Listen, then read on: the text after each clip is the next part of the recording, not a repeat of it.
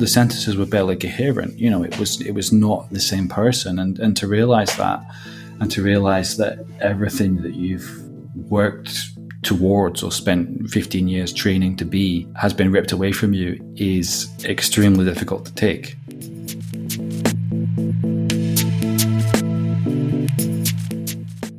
My name is Halina Rafai, and this is the A Sonic Hug podcast. Over the coming episodes, you're going to hear the voices of people from different walks of life who deal, experience and battle mental health issues. In this episode, I meet writer, journalist and lecturer in sociology at the University of Glasgow, Dominic Hyde. I got to know Dominic through the world of social media and have followed his work around politics, climate change and injury awareness with great respect. And it's his experience with injury and trauma that this episode is based on. There may be some descriptions around the accident that led to his injury that people might find difficult to listen to. There are also some themes around depression and suicide to make you aware of. This is Dominic's story.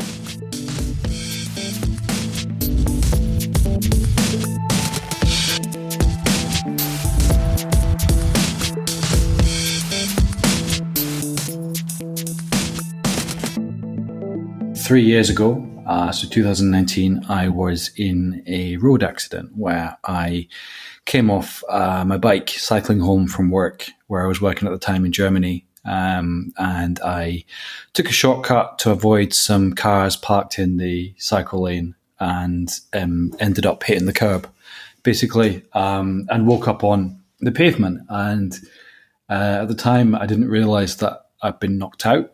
I didn't realise what had happened to me. I couldn't feel anything. And it was only in the days afterwards that I suddenly became acutely aware that I'd actually been quite badly injured and had mild brain trauma. Little did I know at the time, this was the beginning of a journey, which is still not over, actually, of severe neurological problems and associated mental health problems, which really shook my whole life and changed the way I thought about a lot of things and led to some really, really difficult times in terms of both my ability to function kind of emotionally and physically. I was working in a university in Germany, and I've been at a work barbecue in the park, and it was about 9:30 at night, and I decided to cycle home. I didn't have any lights on my bike, but there were loads of street lights. And I also had been mixing like alcoholic and non-alcoholic beer, so I was safe to cycle. So didn't think anything of it. And then, you know, the irony was that I had a pretty nasty accident. And this was something which was completely, obviously, was unexpected. It was, on the face of it, quite a low-level crash. I wasn't going very fast. I was just very unlucky that I landed at an angle that meant I got a really, really big blow to my face, to my chin, took out a couple of teeth, dislodged my nose. And I woke up on the ground, and I remember just someone gave me some water, and I just sort of swilled it around in my mouth and spat it out on the pavement. And there was a bit of blood, but I thought, oh, that's just from my lips. And in hindsight, looking at it back now, I was actually in shock and was apparently in the half hour after that accident, I actually made a couple of phone calls to people that I can't remember, telling them what had happened. And then eventually I walked myself to a hospital and sort of checked in, and they kept me in a couple of hours, and my vision was a bit blurry, but I think they just thought I was like another drunk tourist who'd fallen over. Like I can speak German, not as well as I used to be able to. And apparently, having then got a copy of the doctor's report, I wasn't making any sense when I walked in. And they just thought it was because I was really drunk and foreign. And they didn't pick up the fact that I probably had quite a severe head trauma as a result of the accident. So they sent me home, which was very dangerous in hindsight, because you're not supposed to be alone when you're got head trauma. And then I woke up the next day and I was still kind of running on the adrenaline. And then over the space of the next couple of days, really weird things started to happen. Passed out in an art gallery because of some flashing lights, and I started to feel really nauseous, but also started to feel really emotionally weird. Started to get like really morbid sensations of dread and hopelessness from nowhere. And I remember walking through the park to go to work a couple of days later and having this kind of like utterly disabling sensation of, I would almost call it like suicidal impulse, because I felt so miserable. And I just thought to myself, well, this is horrible, but I've probably been working too hard. It's probably just too much exertion. I was trying to write a book at the time, trying to get all my writing done before I had to go back to teaching. And I refused to accept that this was a thing that was going to get in my way. I think I was so determined to just carry on and pick myself up and get going again that I completely ignored my own well-being. And then what happened after was that it got worse and worse and worse. I went back to the UK. I went to the GP in Scotland. They took me meeting 3 different GPs before one even agreed to refer me for a head scan. And then there was this kind of moment that dawned where I was like, Jesus, I'm not going to be able to go back to work. And I remember feverishly checking my contract to see what sick pay I was entitled to. And then it found out that because I'd not been in the job that long, I was only entitled to 8 weeks of sick pay and then 8 weeks of reduced sick pay, followed by statutory. So suddenly I went from just sort of having a bit of a tumble off a bike to realizing that I guess my whole life was about to fall apart. And that was a really sobering experience, because that was when I would say the mental health components as well as the actual brain trauma became really, really important, because they began a very toxic kind of cycle between the physical symptoms and the trauma of the accident itself, and then circumstances of having to deal with the consequences and the impact that had on me financially and mentally, which, like I said, has been a process that's been ongoing for a couple of years now. And I'm happy to say I'm now past the worst of, but still living with the effects of quite regularly. So I suppose to give some context to the listeners of the podcast, I had something called post-concussion syndrome, which is it's a medical condition where the effects of a concussion, which usually wear off after a couple of weeks, last for months and sometimes years, and it leads to all kinds of complications. And it's something which isn't very well understood, but is getting more and more attention now because of its links to dementia and other types of neurological illness as well as its links to mental health conditions. I remember distinctly walking into a classroom when I had to go back to work and trying to give a lecture to students, and just, leaving that room after 45 minutes and just feeling like my grammar had disappeared. Like I couldn't articulate myself. Like I was getting names wrong, but that wasn't the only thing.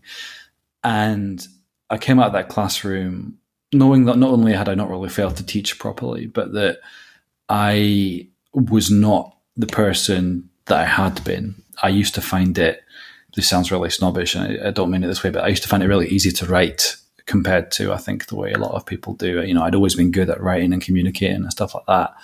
And that was gone pretty much overnight. And it took me a long time to get back to that. So I suddenly found myself with this huge existential crisis where I thought to myself, well, what happens if I can never write again? It's an integral part of my job, both commercially and academically, to write quite a lot and, communicate stuff and, write academic papers, write newspaper articles, whatever it may be. And that wasn't possible. I remember I was working on a draft of a book at the time, as I mentioned, and looking back at some of the drafts, which I'm just finishing now, 3 years later, like the sentences were barely coherent. It was not the same person. And to realize that, and to realize that everything that you've worked towards or spent 15 years training to be has been ripped away from you is extremely difficult to take, to be honest with you. You hear stories of people who are like, very promising in professional football and stuff who get life or career-ending injuries and can't deal with it. I don't want to exaggerate, but it's a very similar sensation, the idea that you've trained very hard for something, you are, to all intents and purposes, quite good at it, and then suddenly it's gone and it might never come back. And there were several days when I sort of would just find myself at home with no energy, just wondering what had become of my life, to be honest. And privately, a lot of people got in touch with me to say that when they've had chronic illness, or whatever, in their job or whatever, they've had similar sensations. For me, it was just a huge setback in life that had, long-standing and complicated effects on my body as well as on my mental health. I suppose the turning point for me was when I was still pretty ill, and it was kind of like a do or die moment. It was either I just, essentially quit my job and changed my lifestyle, and probably was, I was at the point of considering moving back in with my parents and renting my flat out so that I could afford to live, because my sick pay wouldn't have paid anything. But I thought, no, like, you have to do this. I remember I wrote a piece about brain injury for a magazine, and it took me ages to write. It took me about 6 weeks to write it, or what usually would have taken me about a couple of afternoons. And I wrote that meticulously to try and prove to myself that I could do it. I wanted to show that I was able to function and that I could still do what I used to be able to do. And that was also for me very important, because I was lucky the editor was very accommodating in terms of like correcting some of my still slightly dodgy diction and stuff like that.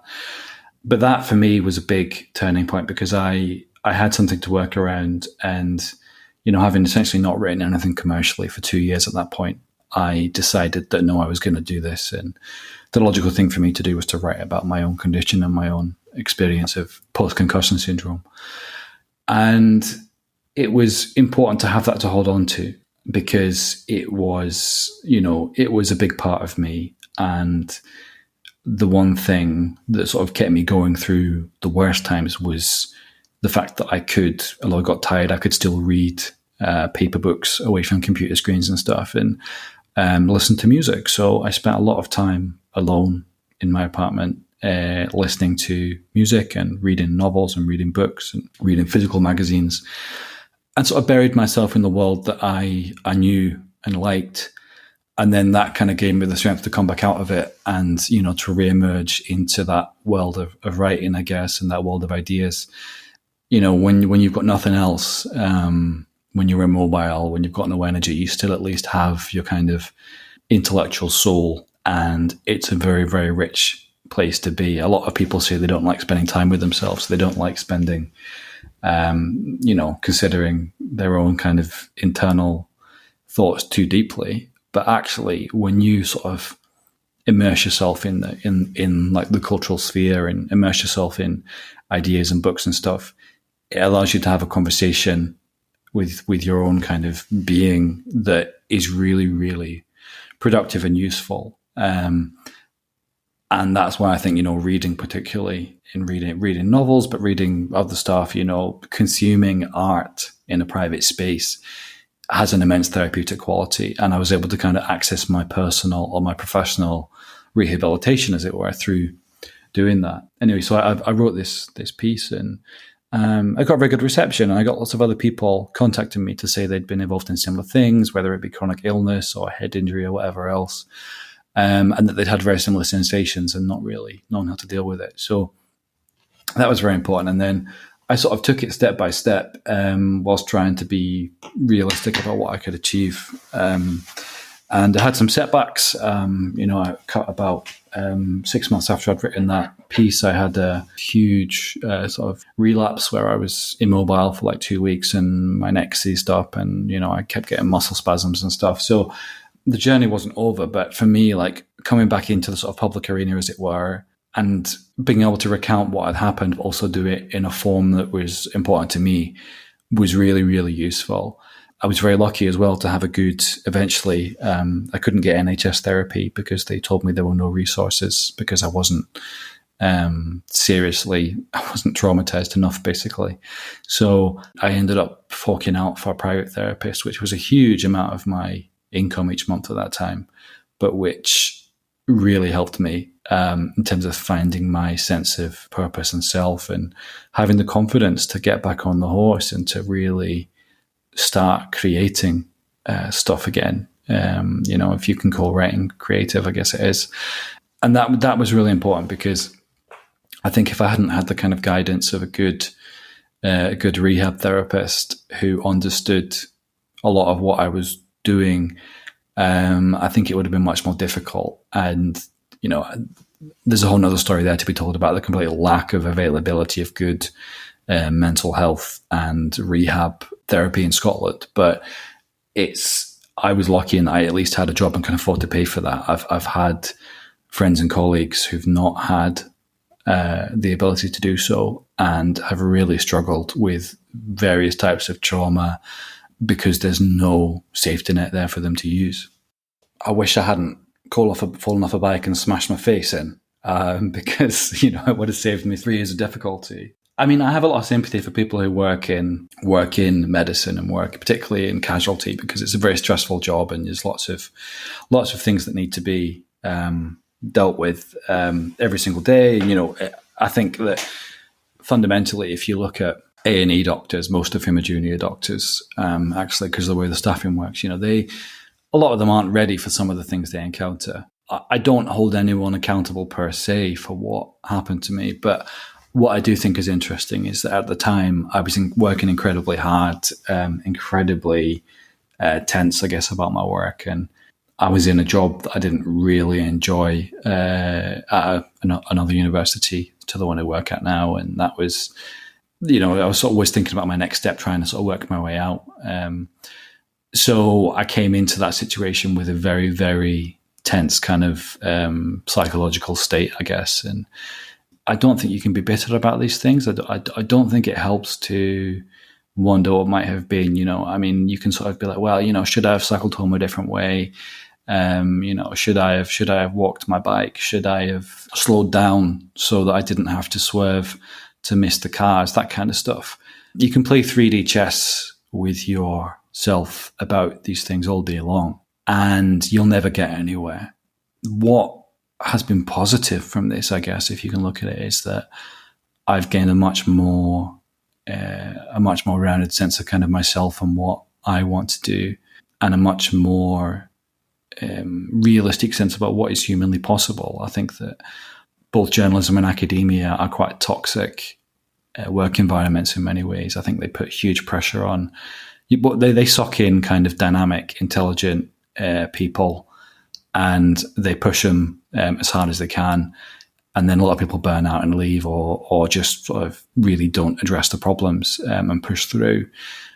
I like to think that everything I went through has allowed me to see what I do in a different light and maybe come at it a bit differently. And I'm very lucky that after the accident, I was able to move to a new job, my current job at Glasgow University, where I'm surrounded by very, very supportive colleagues. And, it's not always amazing, but, we're a good group of people, and, they're very open to supporting me. And also my colleagues are very aware of my neurological condition as well. So that's a huge help. But I think that when you're dealing with trauma like this, one of the things that you have to do is to learn not to be angry about it, because there is a phase when that happens. There is a phase when you feel this complete sense of injustice that someone or something is coming in and, ruined, taken a portion of your life. I didn't really think about this at the time, but it's very similar to when you hear people talk about, getting divorced or whatever, and they just have this kind of anger about having devoted so much of their life to something that doesn't serve them very well.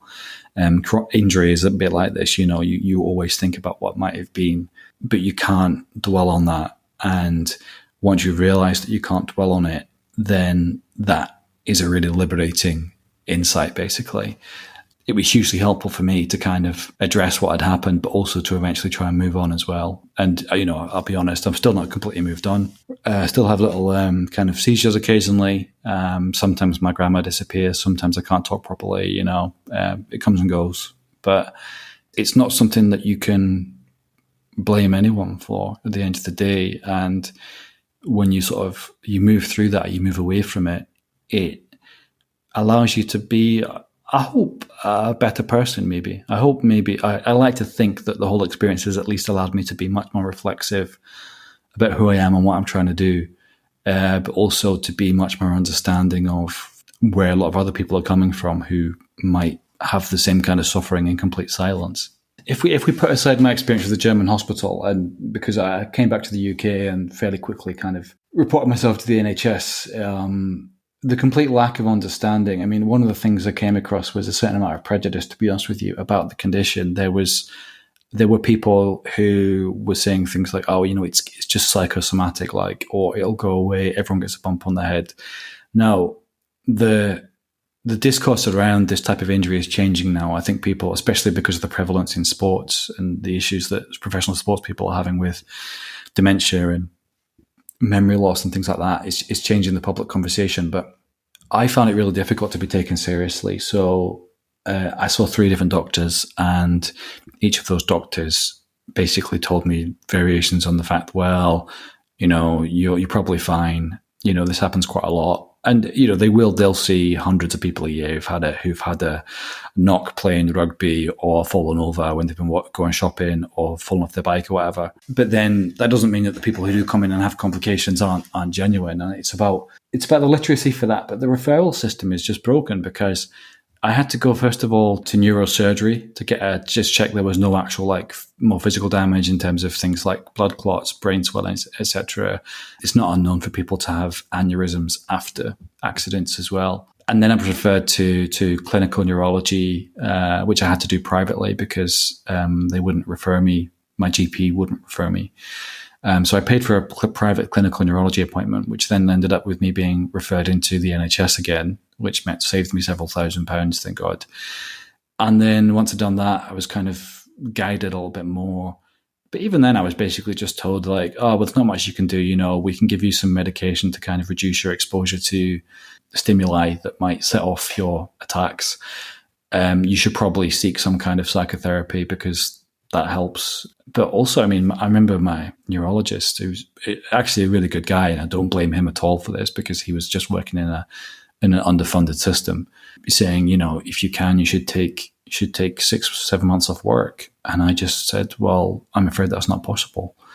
At that point in my career, it would have been extremely difficult to do so. And because of the way that universal credit has decimated, or well, not just universal credit, but the way that the support system for people with, I would say, medium-term illnesses, whether they've, been in a road accident or recovering from cancer or whatever it may be, is non-existent.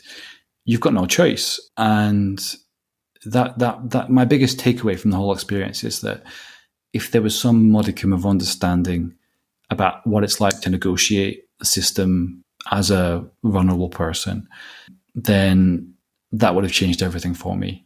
There was nobody at any point who sort of took me aside and said, okay, this is what you need to do. I basically had to build my own kind of Lego treatment system. And I haven't counted out exactly how much it cost me because it's a bit too painful. But when I look at all the money I spent on things like private consultations to be able to be referred, the kind of psychotherapy rehab that I did, plus extra money spent on things like, a new tablet that didn't set off my seizures so I could check my emails and stuff like that. You're looking at several £1,000s, which in an ideal world you wouldn't have to pay. And I was lucky in that I had a job, and although it was difficult because I was spending all my income on getting better, I was able to do it at least. But it was a real eye-opener about just how threadbare a lot of what we take for granted is, or we assume that there's going to be something there, and then it's not there. And, when it's not there, you need it, you really notice. I would have loved to just see a recognition for the problems that brain injury or brain trauma can entail, because they're not widely understood. They're often invisible. A lot of people who suffer with these kinds of injuries are not able to articulate exactly what's going on. And that leads to not just stigmatization, but also to a situation where it's very, very difficult to describe to other people what's going on, and even to describe to doctors. Famously, doctors have kind of trigger words. So if you say certain things, they will immediately jump up and recognize what's going on with you. But if you don't have the grammar to articulate that and the doctor isn't very perceptive, then you're really going to struggle to get across exactly what your needs are. And, if you can't communicate your needs, or your needs aren't recognized by the system, by the healthcare service, there's absolutely no hope of you making a swift recovery. I would like to not forget actually what it was like to feel completely isolated and kind of essentially feel like, as I said earlier, felt like my kind of life as I'd hoped it would be was over.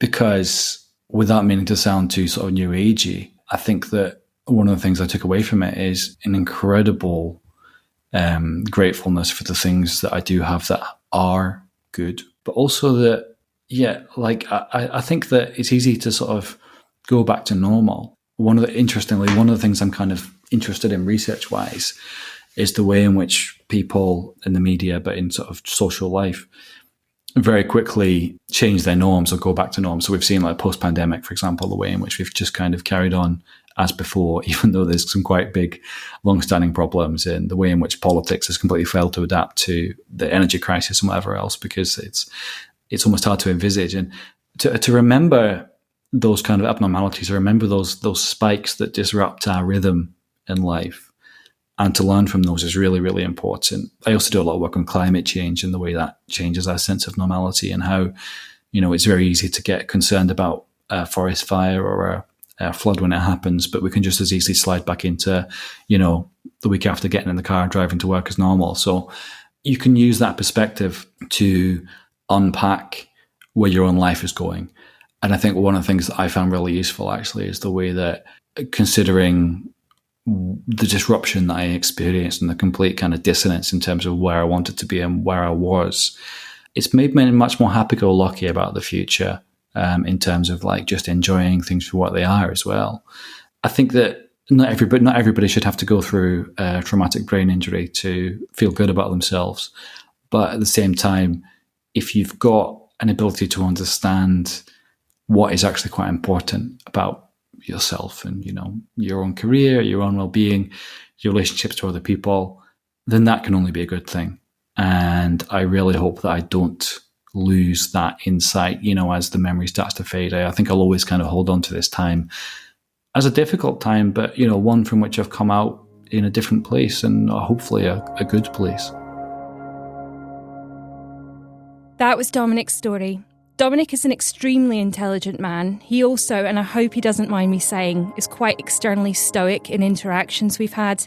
One of the things I'm most thankful about the A Sonic Hug podcast is that it makes you look at people completely differently. Having the time to listen to their stories and digest them in detail enables you to grow greater empathy, but it also builds a level of frustration inside you as you wish that things could have been better and also be better for that person and others experiencing similar things. I think we almost forget that our lives can change in a flash, as cliché a phrase as that is. One night for Dominic has had repercussions for years, but I want to come on to later his comments about work and the stress that is placed on him, as I question if mental health effects have been pending or present in some form or other.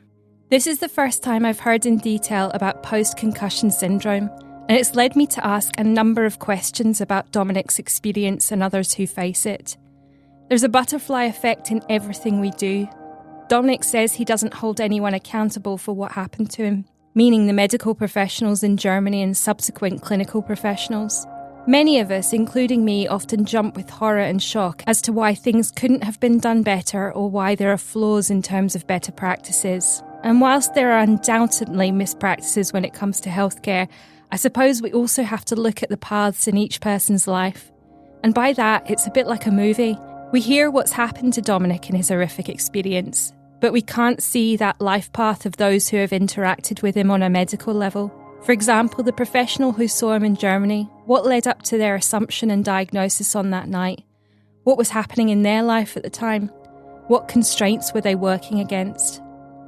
And then when we moved to the UK, I think many of us by now know how broken our healthcare system is. Without investment, better working conditions, and other fundamental forms of infrastructure, how can people be properly cared for and even diagnosed? This then leads me on to the impact on Dominic financially. The requirement to not only get his initial injury further investigated and the fight that took internally, but also the subsequent financial burden of therapy, all while coping with the physical and mental effects of what he was going through. This takes a form of resilience that I think at times we often forget. I also think it's important at this point to remember that Dominic's story is a summary of years of struggle.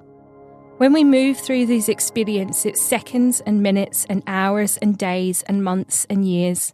At times, even seconds can feel unbearable. So when I hear about the gravity of his experience, I can't comprehend what that's been like to live in real time. I guess also at this point, I want to make comment on the financial toll and subsequent fears this brought up for Dominic in moving forward in his life. So for people who are living week to week on next to nothing, the sacrifice that's made between life and health should not be happening, but very, very often does. Dominic talks about the realisation with sick pay and how it would not be sustainable, and how he would have to work or change his life dramatically, and that was the fight. But that is the wrong fight for people. It's a fight that is stress and worry and fear. He should have been given support and a space for care, so his fight was a different one. It was a fight for recovery. And as for not being traumatised enough for therapy through the NHS, I ask, at what point did we start measuring trauma like this? It's clear that Dominic's passions are what he has worked towards and invested in through his whole life, and that's been for pleasure as well. His writing, reading, and overall academia. These are all forms of communication, and the effect of losing that or it being severely impacted must be debilitating.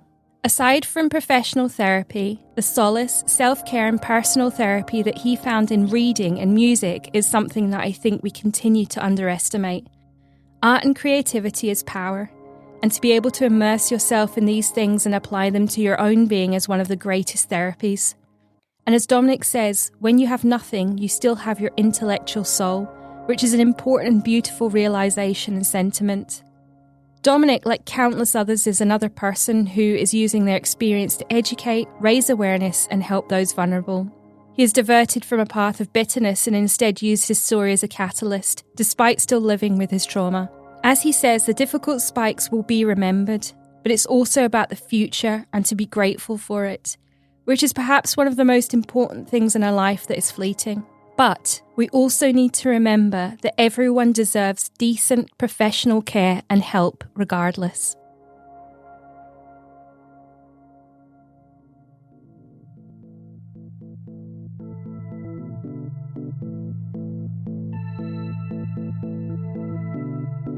If you have experienced or are experiencing anything described in this episode, you will find support information in the text to accompany this podcast. A Sonic Hug is recorded, edited and produced by me, Halina Rafai.